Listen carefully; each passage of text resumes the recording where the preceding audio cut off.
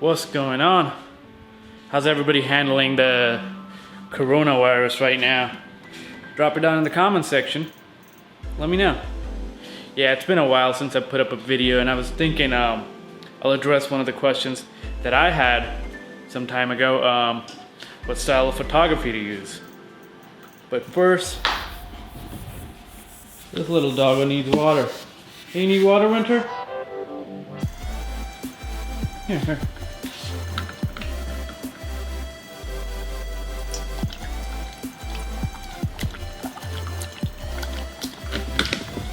Lazy dog. Picking up a style of photography, the best way I can suggest to approach is by giving an example. About like 3 years ago, 4 years ago, when I first started taking photos, I started on a cell phone. I had a Nokia Lumia 930 at that time, which was a horrible camera, but I was a fanboy at the time. I liked the Lumias, and I was like, I'm gonna give it a shot. And the most photos that I took was of the sky. So I lived in New Jersey at the time. A lot of cloudy skies, a lot of gloomy days. So that's what I had, and that's the photos I took.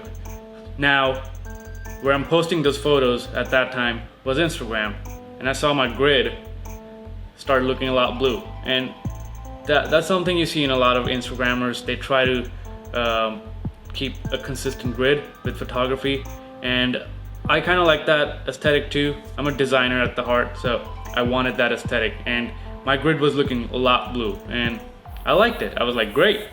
So moving on, I started taking photos of the city, because I was going to work.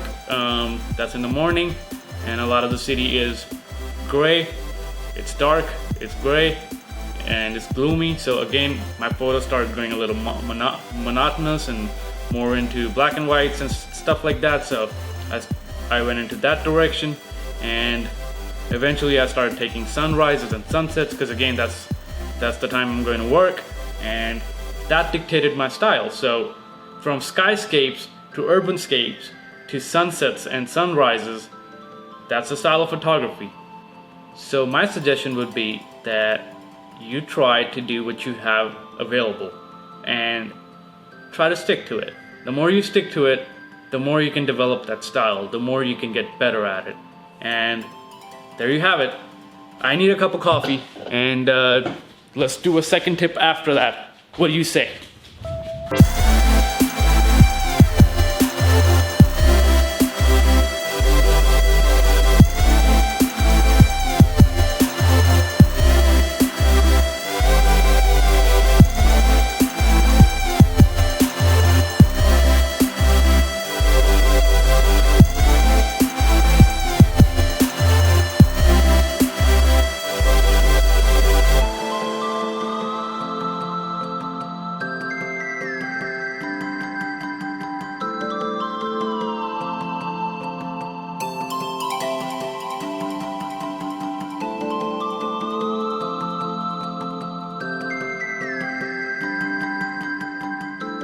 That's it.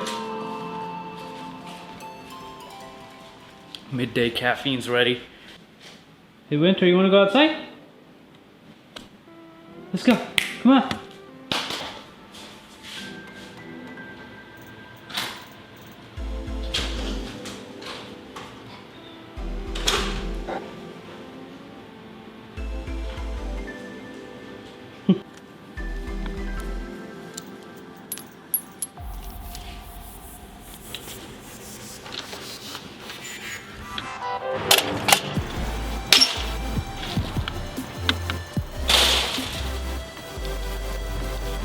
All right, so the tip number 2 would be, now that you have locked down to one particular style, let's say urban photography or street photography, you're out in the city, you're trying to take photos of buildings, cars, things around you.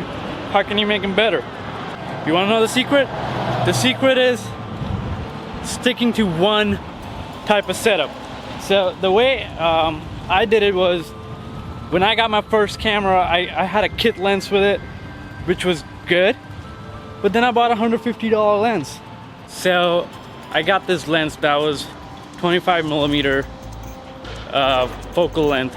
It's an equivalent to a 50mm on a regular camera, but that's all I had. So terrible for video. I mean, it's too cropped in, but looks great. Has nice bokeh. Was not that sharp. That's what I used. I limited myself to use just that lens in settings such as urban photography. I was in LA, I was in downtown New York. That's the only lens I used, and I got better at it. And then this is what I do now. So I only pick up one type of run and gun setup where I don't have to customize too much. So at the end of the day, the best camera and the best camera setup you can always ask for is the one that's ready and right in front of you. So keep that available and go for it. It doesn't matter if it has to be an iPhone. It doesn't matter. Whatever's available to you, that's the best camera. Be good at it. Use that tool to take great photos, and use that tool's limitation to define your photos.